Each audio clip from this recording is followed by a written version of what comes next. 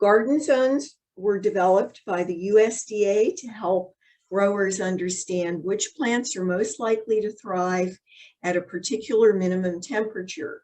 Here you can see the USDA plant hardiness map is based on the average annual minimum winter temperature for a zone, which helps gardeners to select plants most likely to thrive in their zone. Zone 7 includes our region of Virginia. Many factors within a zone can influence this average minimum temperature, including elevation, proximity of large bodies of water, and the warming effect of cities. Because of these variations in temperature within a zone, it's important to consider your growing season, which is determined by your first and last average frost date. This map from the VCE more precisely depicts planting times that will promote good growth of plants by indicating what are the last spring frost and the first fall frost dates. Most of Fairfax County is in Zone 7A, except for a small portion adjacent to the Potomac River, which is in Zone 7B.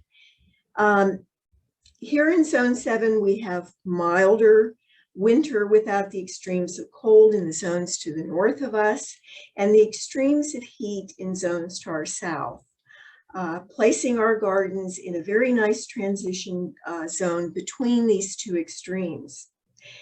Before we turn to our main presentation with Scott and Lynn, our guest gardener, Allison, is going to tell us about some interesting plants for the garden that you can grow now.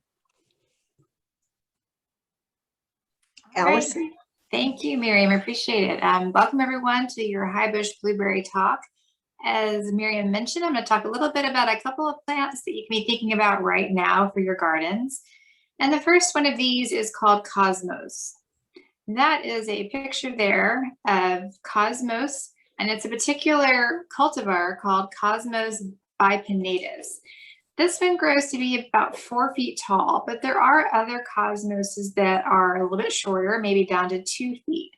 This is a great plant if you're interested in having a cutting flower garden. I know that's something I'm always planning to do, and I wasn't really sure what plants would do well here because you really can't tell sometimes just looking at seed packets and things. But this is one of those that you can count on. It's easy to grow. It's good for anyone, including beginning gardeners. So you want to sow these outside directly from seed when the soil is warm to 65. I don't know about you, but I checked my soil temperature a couple of days ago and it was still about 60, still on the cool side, but 65 is ideal. So nice warm weather. And these, you're not going to dig holes and plant them really deep. You're going to rake the seeds into loose soil and then keep it moist for about 5 to 10 days. They will germinate in around 7 to 21 days. They need about half a day of sun, so about 6 to 8 hours. And one thing that's not on this slide is they're really drought tolerant. So if you're someone who doesn't really want to have to keep on top of watering, and we have those long summer days where we don't get rain, this is a good choice because it can really tolerate some dry soil.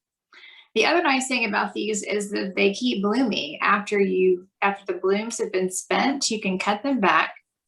And instead of maybe throwing away the spent blooms, you can let the dried seed pods just fall into the soil.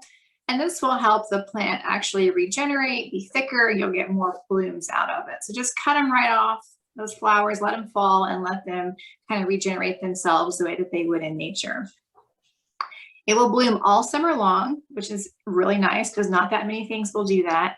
And like I mentioned, they're easy to grow and they're good for cut flowers. And I see a question that popped up. They do grow okay in clay soil. Definitely everyone in this area has clay soil, and this is one of those things that you can grow, which is fantastic. All right, next slide.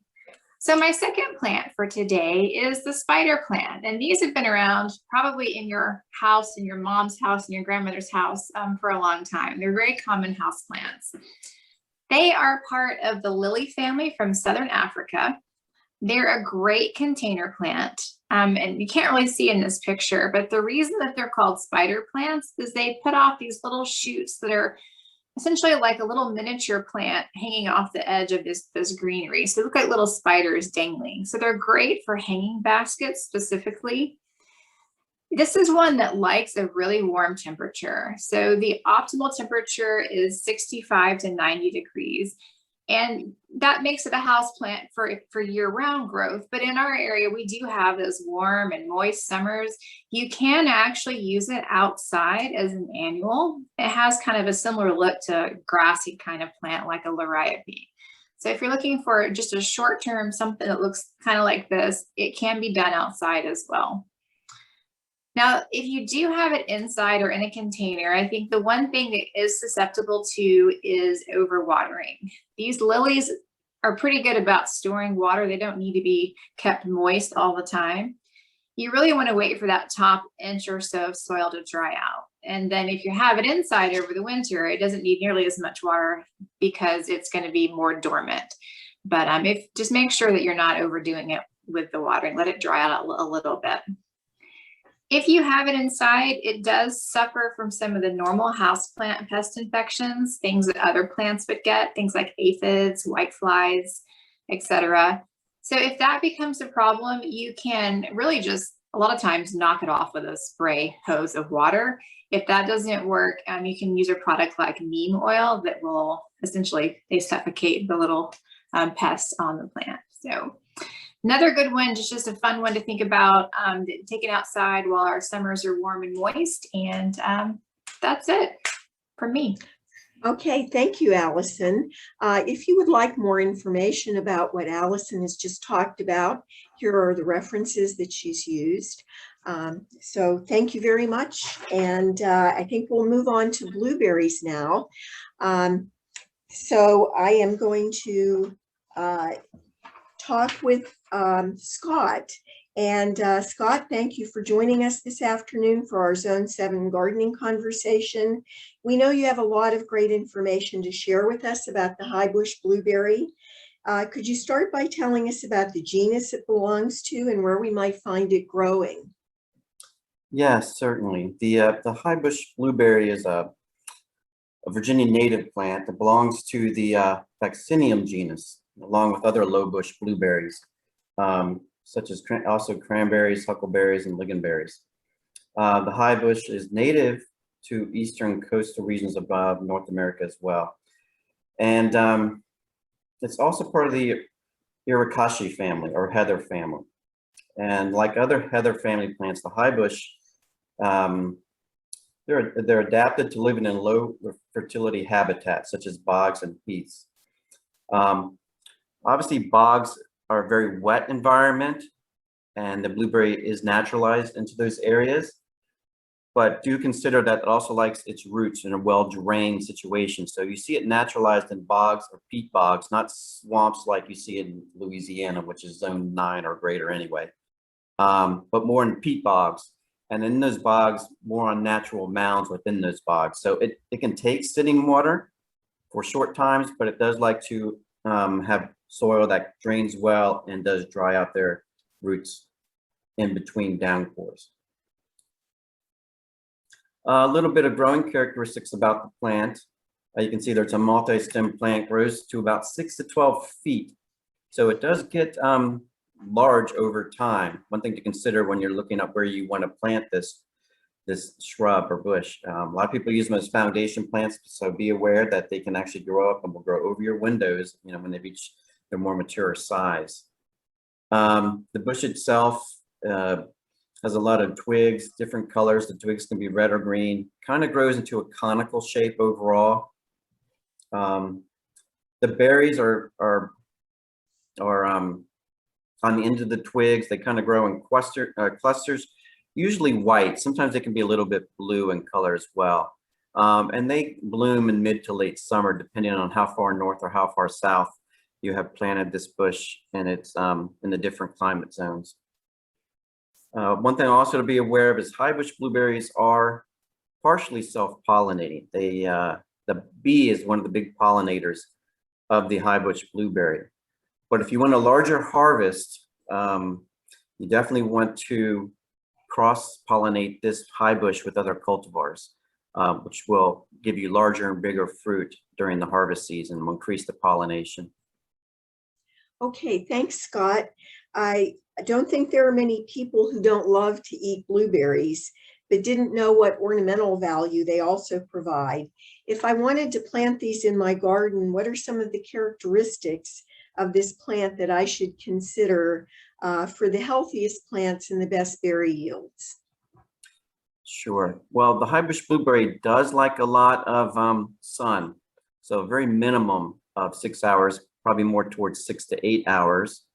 You do want to grow it in well-drained soil. As I said, it will grow in bogs, but it does need the soil to drain well. It doesn't like wet roots to be constant. It does like to dry out somewhat. So you have to amend the soil. We have a lot of heavy clay here in this Virginia area, especially Northern Virginia area. You want to go in and increase the organic matter or add sand to the soil. And to do that, when you go to plant your hole, you want to dig the spot about a half size larger than the root ball itself. And then you want to replace about half of the dirt in that root ball area with peat or compost. And note that peat by itself is naturally slightly acidic. So these bushes do like acidic soil. Otherwise, it won't take up nutrients effectively. You can see the pH range there, range of 4.5 to 5.2, which is definitely below neutral. So you want to make sure that you definitely amend the soil with peat. Another thing you can do if you need to amend the soil and bring the acidic level down quickly is you can use aluminum sulfate. You see it in holly tone a lot, but you have to be very, very careful because that is an immediate way to take down the pH, and a little bit of aluminum sulfate can burn the bush very easily and cause root damage. And one question that we did ask earlier that was asked is, how about growing the Highbush in container growing? I'd like to have it in my patio, maybe my garden patio outside, grow it in a container. And being that this bush grows in size over time up to around 6 to 12 feet, it's really going to be awfully large for a container, especially the root size needed to support a bush that's up to 12 feet tall is going to probably be larger than most containers. They're going to be easily to move. So there are other varieties that are much better for container growing, and one of the varieties I've listed there is Patriot. Okay, that's a lot of valuable cultivation information. And so for those of us who are interested in putting this into our garden, I'm wondering about any issues that might occur with insects. Well, there's the good and the bad with the insects and the Highbush blueberry. They are susceptible to many different insects, but the insects that they are susceptible to usually does not cause the tree to, it's not usually fatal to the bush. So you can see a lot of them there. The stem gall is actually a picture there that I've shown there on the left. It's actually caused by wasps putting some of their eggs into the stems themselves, and you can see the stem gall there. Like I said, it's usually not fatal, but it's not very attractive, although some people might find that attractive. Another insect that we have with the Highbush is scale, and what you can use for that is neem oil or horticultural soap works well if you see that. Fruitworm, they actually insert their eggs into the developing fruit, so you don't really notice that issue until it's a little too late. Fortunately, you'll see when the blueberries form and you get a cluster of berries, you only see usually 1 or 2 that may be shriveled or unedible, and you just pick those out. And it's usually either the fruit worm, or you can see the maggots also lay eggs in developing fruit. Leaf rollers are another issue. Just if you see them and they have an infestation of leaf rollers, we recommend using sticky traps. Stem borers overwinter in hollow stems, and they can cause pin-sized holes in the stems. And we'll talk about pruning the Highbush next. And then Japanese beetles. We've always had this issue with Japanese beetles in this area, especially they go after roses and they go after blueberries as well. They are obviously very easy to notice. They skeletonize the leaves, and they usually are just munching away on the leaves right in front of you. You can usually shake them off into soapy water. I also, sorry, I was looking there at the chat. You can also buy Japanese beetle traps. And the one thing to remember with Japanese beetle traps is it attracts Japanese beetles from far and wide. It has a very strong ability to pull those beetles in. So you don't want to put the traps very close to plants such as roses or Highbush blueberries that they like to eat on, because what you'll end up doing is pulling in larger populations. Not only will they go to the trap, but they will go to your plants as well, and they will be indiscriminate. So be careful about at least placing Japanese beetle traps 25 to 30 yards away from your Highbush blueberries, if possible. I think I saw a question there. Let me look at the chat again. Was it about birds or some along those lines? If that is the case, I'll defer that to Lynn a couple slides later when she talks a little bit more about the Highbush blueberry and wildlife. Okay, thank you very much. That was very interesting about the insects. I feel a little bit more confident, and I think our other gardeners do, about trying these out now. Now, I'm going to turn to Lynn, and Lynn, thank you for joining our conversation. I understand that blueberries can be susceptible to a number of different diseases, and I was wondering if you could address some of these diseases for us. Sure, thanks, Miriam. Luckily, blueberry plants are not prone to many diseases, but there are some fungal infections that can cause problems with blueberries. And these are typically more common after wet spring conditions, which overall tends to favor a fungal growth. I've listed a few here with images on the right of Botrytis blight caused by Botrytis cinerea. And that's a fungus which affects the shoot tips, and they'll start turning brown and black. And then the blossoms, as you can see in this image here, get soggy brown and they get covered with this grayish mold. There's other funguses that can also affect the blueberry plant, including some that affect the canes. And this will cause the canes to become spotted and sunken in areas, and that will also lead to dieback of the stems. And with a particular type of Phomopsis, this will lead to the ends of the shoot tips turning white.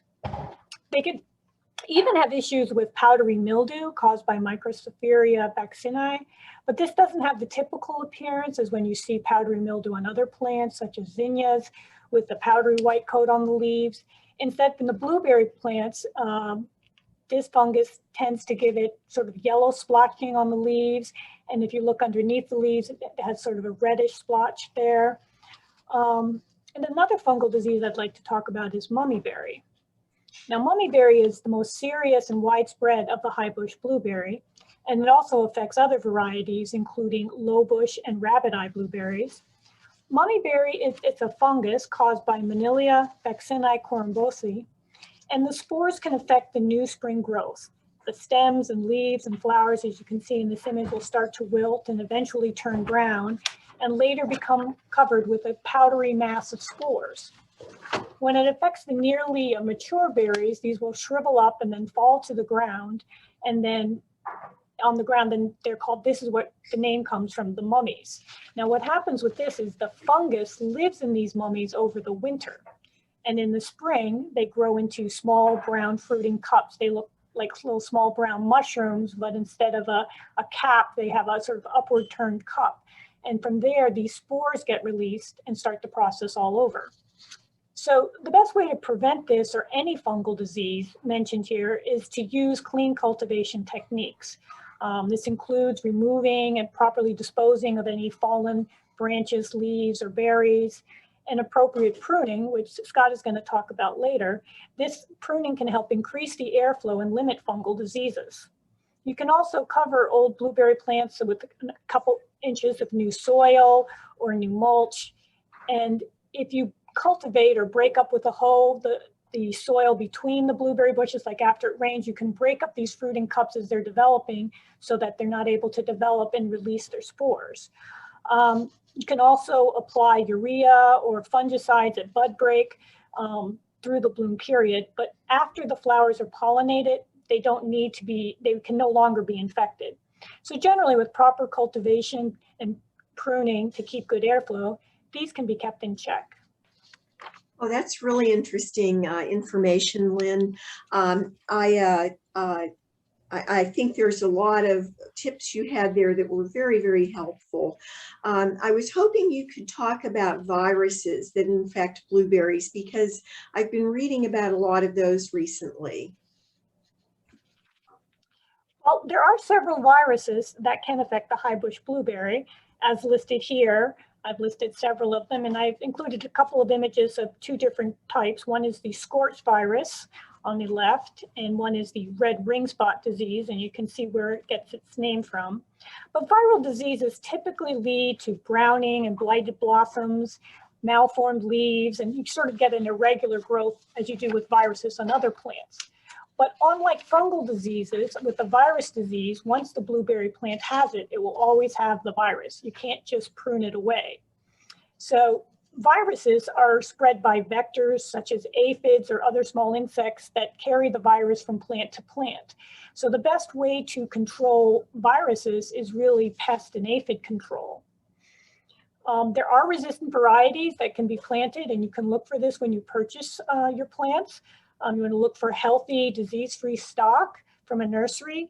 Some of these viral diseases can actually be in native wild blueberries and can get transferred to your yard if they're in the area. However, if infected plants are not nearby, this really shouldn't be an issue. And in researching the diseases, both fungal diseases and viruses, I noticed most sites that had information were out west and in the Midwest of the country. So hopefully it means it's less common out east. However, large nurseries do ship around the country, so you need to be aware. I have grown several types of blueberries in my yard for the last 12 years, and I really have not had any issues with fungal or virus diseases on my blueberries. Okay, thanks, Lynn. I feel pretty confident now about planting these very nice shrubs with the information from you and Scott. I was hoping you could address some of the benefits now for us of blueberries. Well, the blueberry plant is very attractive, as Scott was saying. It has four-season interest, so it can easily be incorporated into your landscape. In the spring, they're green with white blossoms, and then in the summer, you get the blueberries are ripening. In the fall, I have an image here, you often get a very nice reddish color. And even in the winter, after some of the leaves have fallen, the stems will be reddish with exfoliating bark, which can add some interest. And obviously the best benefit is to eat blueberries fresh. I mean, I've purchased blueberries from the store many times only to come home and find mold growing in the container. So it's great to be able to get out there and enjoy them fresh. And they're a nutrient-dense food, being low calorie, but very high in fiber, vitamin C and vitamin K. In fact, blueberries are considered to be a superfood because the anthocyanins, or the pigments in the blueberry, has amazing health benefits. Plenty of studies have demonstrated this, and you don't need to eat a lot to get the benefit. A serving of even a half a cup has been shown to have beneficial health effects. And I've listed several of them here, including that blueberries do have a very high level of antioxidants, and these basically fight the free radicals in our body, which leads to aging and different diseases like cancer. They've been shown to be great for heart health. They decrease blood cholesterol and decreases the incidence of coronary artery disease. They can help boost your immunity by increasing natural killer cells. They're good for brain health and have been shown to increase cognition in both older adults and in kids, and have demonstrated that it can help improve your memory. Other studies have demonstrated them to improve mood, and it can even lead to an antidepressant effect. And one of the other great benefits is that it aids metabolism and decreases type 2 diabetes. Plus, they taste great. You can eat them fresh, put them in pies, muffins. They also freeze very easily. I often put mine in the freezer on a tray, so I lay them out flat on one level. And then once they're frozen, I throw them into a bag. This way I can empty a few out at a time and they're not stuck together, and I can enjoy my blueberry harvest for longer. Okay, so it's good to know of all of the benefits of the Highbush blueberry. So could you tell me what kind of benefits it offers to wildlife? Well, bees are the main pollinators. So the Highbush blueberry does provide nectar and pollen for the bees. The native bees, including the bumblebees, are the main pollinator of the home garden, although commercially they will truck in honeybees to help at blossom time. The bumblebee, which lives in colonies, unlike most native bees, which are solitary, have been shown to be a very effective pollinator. They can pollinate 6 times as many flowers in a given time period compared to the honeybee. So the bumblebee is a very effective and important pollinator that the blueberry supports. Blueberries also provide food for birds and small mammals. I mean, I like to think I'm growing crops to help feed both myself and the wildlife, but if you're not careful, the birds can take them all. So as they start to ripen, the blueberries come in a cluster, but they don't all ripen at the same time. They'll ripen sort of one at a time. So once I see them just starting to ripen, I'll often cover them with bird netting, just so I can save a few for myself. Okay, that's outstanding. I'm so interested in the bees, especially the part about the bumblebees. Now, what I was wondering also was if I want to put these in my yard, what type of companion plants would be good with blueberries? Well, the roots in the blueberry plant are shallow, so it's best to keep the root zone itself free of other plants. However, you can put other plants nearby. And as Scott was saying, blueberries love and thrive in a more acidic soil, so it'd be best to grow with other plants that prefer the same type of soil. 2 examples of this would be the azaleas or rhododendrons. They're flowering plants and they're all attractive, so they can be mixed in with blueberry and used for front yard landscaping. If you prefer to grow them near other edibles, there are also other good companions as well. Basil tolerates an acid soil. So that's a good companion. Some other veggies include peppers, endives, and radishes. So lots of things can grow with them. That's really good to know. I wanted to thank you for your very interesting discussion, you and Scott. Here are Lynn's and Scott's references that they used if you would like further and more detailed information on these excellent plants for the yard, for the garden. So do we have any questions from the chat box? There was an earlier question when Scott was giving his, where somebody asked, so growing the blueberry bushes it's not so great in clay. And so I guess the question is, you know, I know Scott talked about amending the soil, so maybe he could address that if there's anything special that needs to be done since we have clay soil around here. Yes, so clay soil is difficult for a lot of bushes, and blueberry is included. They naturally grow in a lighter soil in bogs and peat, which drains well, but also can get saturated in interval times. So what you'd want to do with the Highbush blueberry is you can go in, dig out the root ball when you're planting it, and replace it with peat or sand as well, maybe a 50-50 mix. If you've already have the plants growing and they're not doing well in a clay soil, it's different. Unless you want to dig it up and take the chance with harming the plant, you can try to slowly amend the soil over time around the plant by adding peat to it, or even some polytone, which will decrease the pH of the soil as well if you're having trouble with the clay soil, because clay itself, I think, is naturally higher or neutral pH, not exactly an acidic soil, which the blueberry is like. So some of the things you can do is when you're planting it, you can amend the soil 50-50 with peat or sand, or if it's already established plant but just not doing as well as you'd like, you could check the pH, do a soil test, and if it's necessary, you could add some polytone.